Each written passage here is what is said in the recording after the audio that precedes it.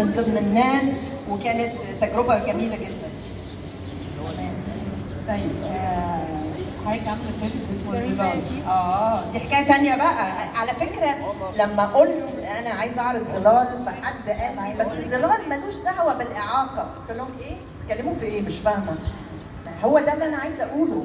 ازاي انا رحت فكره المرض النفسي او المنتلي تشالنج ده يعني واسعه قوي قوي قوي قوي. على فكره انا رحت عشان انا حسيت ان انا عندي مرض نفسي، وانا عايزه اتعرف على الناس دي من قريب. يعني ايه؟ مين الناس دول؟